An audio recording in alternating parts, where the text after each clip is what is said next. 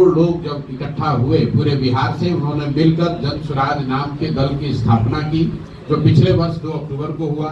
अब जब दल बन गया है तो दल स्वाभाविक तौर पर आने वाले विधानसभा चुनाव की तैयारी कर रहा है। उस तहत लोग अलग अलग कार्यक्रम कर रहे हैं, लेकिन जन स्वराज में हम लोग के लिए राजनीति सिर्फ एमएलए का चुनाव लड़ना, चुनाव जीतना नहीं है। राजनीति इसलिए कर रहे हैं कि यहाँ के विषयों की समझ हो, लोगों की आवाज बन सके, यहाँ की जो परेशानियां हैं उसको सुलझाने में कुछ मदद कर सके। बाकी अभी 6-8 महीने में चुनाव है, तो उस नजरिए से भी पार्टी तो तैयारी अपनी करेगी। और लोकतंत्र है, लोकतंत्र में चुनाव की एक अपनी महत्ता है, तो उस नजरिए से भी ये दौरे को आप देख सकते हैं। सत्ता पक्ष कह रही है सर कि मॉक पोल में जब जन स्वराज का ये हाल हुआ तो फिर आगे क्या, इसको लेकर के क्या कहेंगे? भाई, आप जितने लोग यहाँ आए हैं, आपकी ये संख्या बताती है कि जन स्वराज की कोई ताकत है या नहीं है। कोई विधायक मंत्री यहाँ पर चला आए तो आप सब पत्रकार बंधु इतने कभी आ ही नहीं सकते हैं। और आपको मालूम है कि अगर आप आए हैं तो इसलिए आए हैं कि आपको ये एहसास है कि जन स्वराज जमीन पर है। दूसरा, कोई दल कोई भी दावा कर ले, बिहार में अगर एक राजनीतिक व्यवस्था, एक राजनीतिक विकल्प और दल जो जमीन पर कार्यकर्ताओं के, लोगों के स्नेह से, सहयोग से चल रहा है, उसका नाम है जन स्वराज। ये निश्चित बात है कि ये नया दल है, अभी 2 वर्ष लगे हैं, लेकिन 2 वर्ष पुराना दल, और दल तो अभी 6 महीने पुराना ही है। 6 महीने बना पुराना दल, कम से कम ये तो हर व्यक्ति मान रहा है कि इस बार जो चुनाव होगा वो त्रिकोणीय होगा। एक और एनडीए वाले रहेंगे, जिसमें शारीरिक और मानसिक तौर पर थके हुए नीतीश कुमार जिसका नेतृत्व करेंगे। एक और राजद वाले होंगे, जो कि जंगल राज के लिए, जिनको पूरा बिहार नहीं पूरा देश जानता है। और तीसरी ओर जन स्वराज होगा, जिसमें पढ़े लिखे, ईमानदार, समझदार लोगों का एक समूह होगा। अब निर्णय बिहार की जनता को करना है कि उनको लालटेन का जंगल राज वापस चाहिए, या थके हुए नीतीश कुमार चाहिए, या बिहार के लोगों के द्वारा बनाया गया एक ईमानदार सशक्त विकल्प जन स्वराज चाहिए।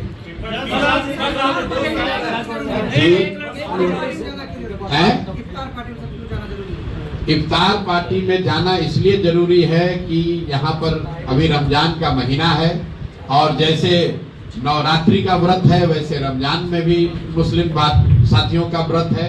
और मैं यहाँ आया हूँ, और यही नहीं जा रहा हूँ, रोज जाता हूँ। हर दिन मैं जब कार्यक्रम में जाता हूँ, इफ्तार का समय होता है, उनके लिए ये मुबारक मौका है, इसलिए हमें भी उसमें जाना चाहिए।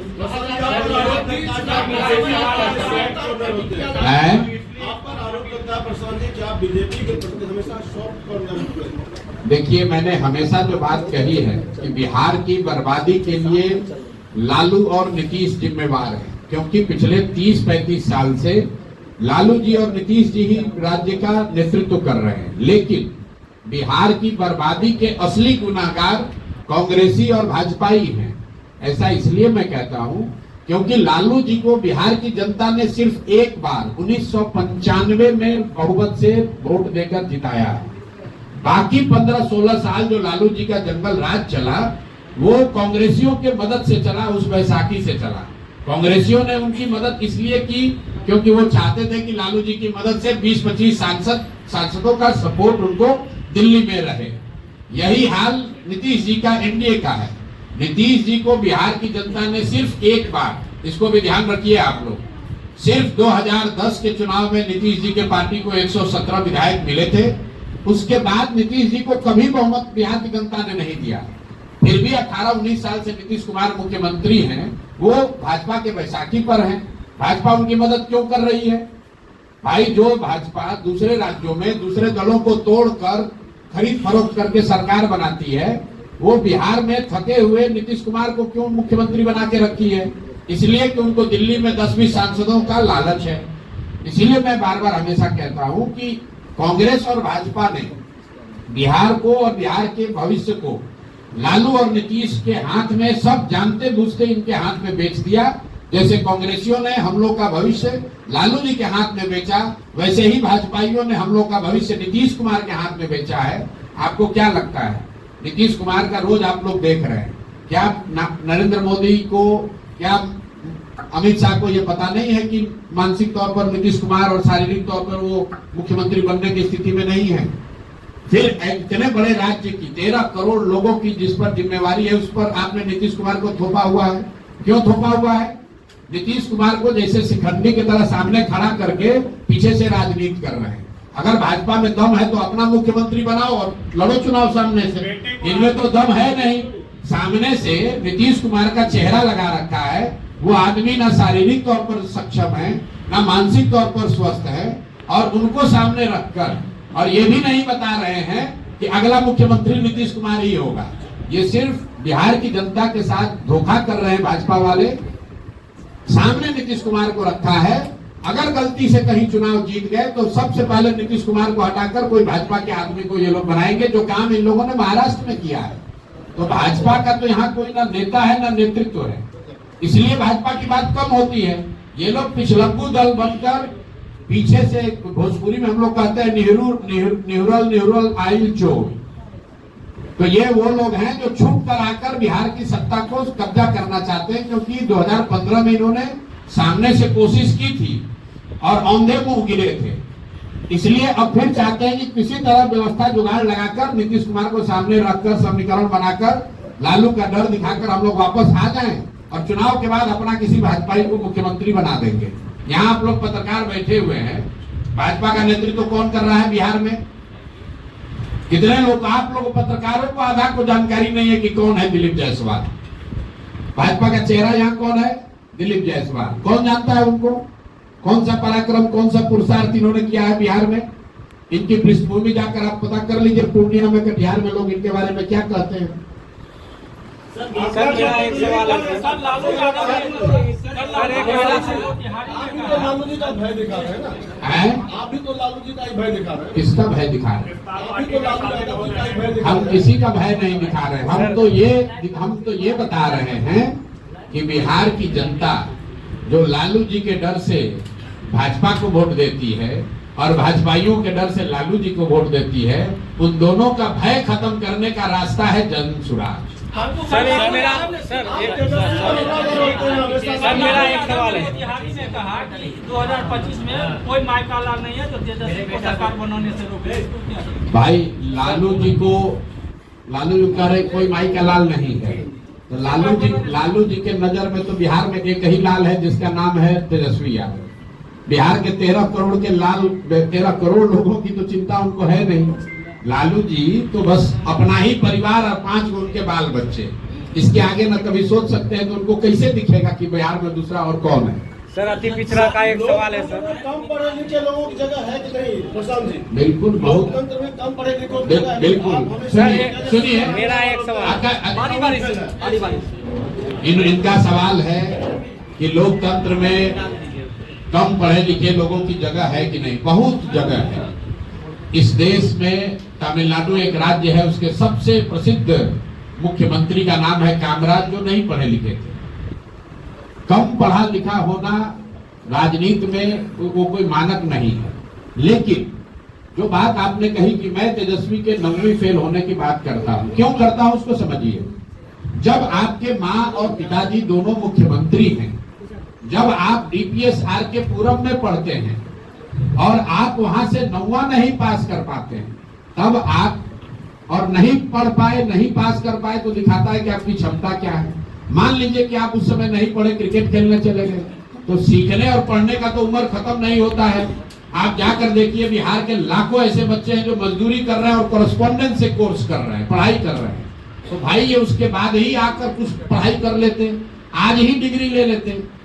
ये न पढ़ना दिखाता है कि शिक्षा के प्रति उस व्यक्ति की सोच क्या है।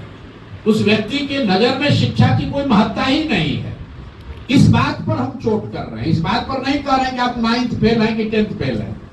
इस बात पर चोट कर रहे हैं कि अगर आप सामाजिक राजनीतिक परिस्थिति बस नहीं पढ़ पाए तो कोई बात नहीं है। लेकिन उन परिस्थितियों में भी आप देखते हैं लड़कियां जिनकी शादी हो जाती है, कई बार उनके हस्बैंड्स उनको पढ़ाते हैं। ये सज्जन इनके माँ बाप मुख्यमंत्री हैं, दिल्ली के सबसे बड़े प्राइवेट स्कूल में नाम लिखाया, वहां से 9th फेल हो गए, उसके बाद जीवन में कभी पढ़ने पढ़ाने की कोशिश नहीं की। वो आदमी बिहार का मुख्यमंत्री बनेगा तो आपके बच्चों के पढ़ाने की चिंता करेगा कि उसको बालू माफिया बनाएगा? आप बता दीजिए। आपके पास क्या मॉडल है एजुकेशन और हेल्थ के? बाकी और लोग हैं सर एक सवाल है सर मेरा सर एक सवाल है सर अगर जनसुराज पार्टी जीत कर आती है, पहला सवाल यह है कि जनसुराज अकेले लड़ेगी या हम किसी के एक साथ? घंटा यहाँ है, आपको जो सवाल सर जनसुराज करके पूछो, घबराहट में नहीं है। सर जनसुराज अकेले लड़ेगी या किसी के साथ गठबंधन करेगी? सर पूरा अगर जीत कर आती है सरकार बनाने में किसी के साथ गठबंधन भी कर सकती है। 243 सीट बिहार में है। जनसुराज का नाम ही है जनसुराज, जनता का सुंदर राज। जनता से गठबंधन हो गया और घोषणा हो गई कि 243 सीट लड़ेंगे। चुनाव के बाद अगर ऐसी कोई परिस्थिति बन गई कि जनसुराज को पूर्ण बहुमत नहीं मिला तो हम लोग बिल्कुल विपक्ष में आराम से 5 साल और बैठेंगे।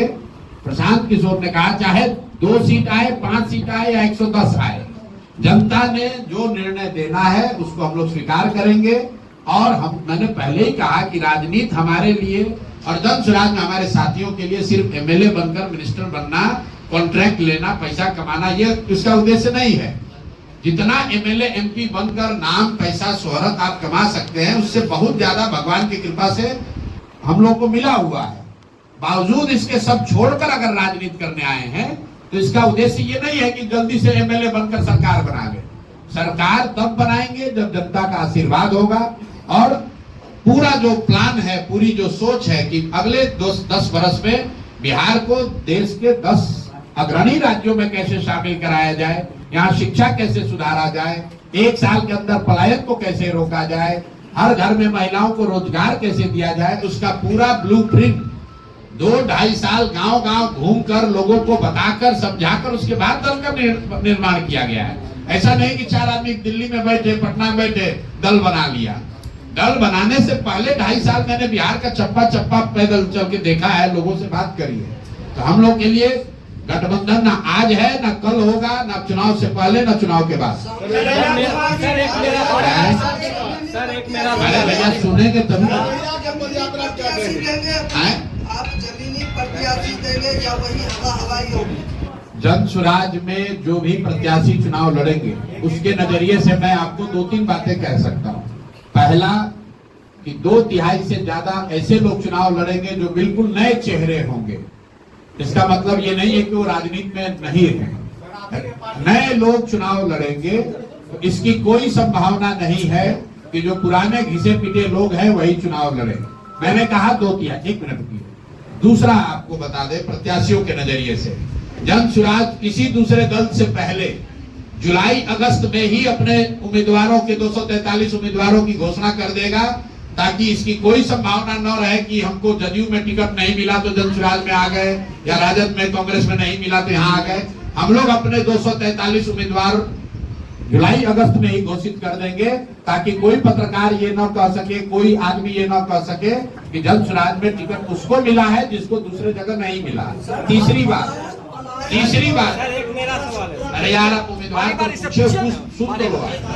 तीसरी बात, जो भी उम्मीदवार होगा 99% केस में वो लोकल उम्मीदवार ही होगा, उसी विधानसभा का होगा। 1%-2% अपवाद इसलिए हो सकता है कि कुछ जगहों पर जहां लोग उन क्षेत्रों में रहते हैं जो सीट रिजर्व है, उनके पास ये अवसर है कि वो अगल बगल के सीट से आवेदन दे सकते हैं। जनसुराज में उम्मीदवारों के चयन की प्रक्रिया चल रही है। एकमात्र ऐसा दल है जिसमें ट्रांसपेरेंट तरीके से आवेदन लिए जा रहे हैं 21,000 रुपया फीस लेकर, और हजारों लोग जिन्होंने आवेदन दिया है उनके पास ये अवसर है कि वो अपने आप को संभावित प्रत्याशी के तौर पर अपने क्षेत्र की जनता में रखे। अगले 4-5 महीने वो अपने क्षेत्र में प्रचार प्रसार करें, ताकि वहां के लोगों से, जनसुराज से जुड़े हुए साथियों से और जनता के बीच में सर्वे करके ये पता किया जा सके कि जितने संभावित उम्मीदवार जनसुराज के हैं जो प्रयास कर रहे हैं उनमें सबसे काबिल बेहतर व्यक्ति कौन है, उसी को जनता का उम्मीदवार, जनसुराज का उम्मीदवार बनाया जाएगा। मेरा सवाल है रोजगार का आपने मुद्दा उठाया जी। आपने किया राजद जो अभी यात्रा चल रही है, कांग्रेस यात्रा, आपने तो मिसाइल को पीछे छोड़ दिया। बिल्कुल नहीं छोड़ा। देखिए उसके लिए आपकी लड़ाई, देखिए डोमिसाइल के लिए सबसे पहले आमरण अनशन पर यही प्रशांत किशोर बैठे थे। वो जाकर पांचों मुद्दा देख लीजिए। यहाँ के बेरोजगारों को बेरोजगारी भत्ता जिसका वादा 2015 में नीतीश जी के 7 निश्चय का पहला निश्चय के तौर पर किया गया था, ये इसके लिए आमरण अनशन पर हम लोग बैठे थे। डोमिसाइल नीति लागू हो उसके लिए हम लोगों ने अनशन करा था। बीपीएससी अभ्यर्थियों का मामला पेपर लीक का जो था उसके लिए आमरण अनशन पर बैठे थे। आपने कहा कि डोमिसाइल नीति पर कोई कांग्रेस या तेजस्वी जी कुछ बोल रहे हैं। जरा आप लोग पत्रकार हैं, बताइए कि जो शिक्षकों की नियुक्ति हुई जिस पर सरकार और ये नेता अपना पीठ थपथपा रहे हैं, उस समय उप मुख्यमंत्री कौन था? उस समय उप मुख्यमंत्री यही तेजस्वी यादव थे, वही कांग्रेस वाले सरकार में थे। तो डोमिसाइल नीति उस समय क्यों नहीं सुधारा? जो 7,000 से ज्यादा यूपी, मध्य प्रदेश और दूसरे राज्यों के लोगों को शिक्षकों के तौर पर बहाली का अवसर मिला, जो बहाल किए गए, उस समय सरकार में कौन था? अभी साल भर पहले यही तेजस्वी यादव और कांग्रेसी उसमें बैठे हुए थे, तब उनको डोमिसाइल नहीं दिख रहा था। हम लोग पहले व्यक्ति हैं, पहला दल है जो कह रहा है कि 75% यहाँ की सरकारी नौकरी जो है वो बिहार के बच्चों के लिए आरक्षित होनी चाहिए। ये नहीं होना चाहिए कि यहाँ पर यूपी और मध्य प्रदेश के लोग आकर शिक्षक बनेंगे और बिहार के बच्चे जाकर महाराष्ट्र में, हरियाणा में मजदूर बनेंगे। ये ऐसा इसलिए हो रहा, आप समझिए, नीतीश कुमार को पिछले 10 वर्ष से प्रधानमंत्री बनने का भूख सवार है।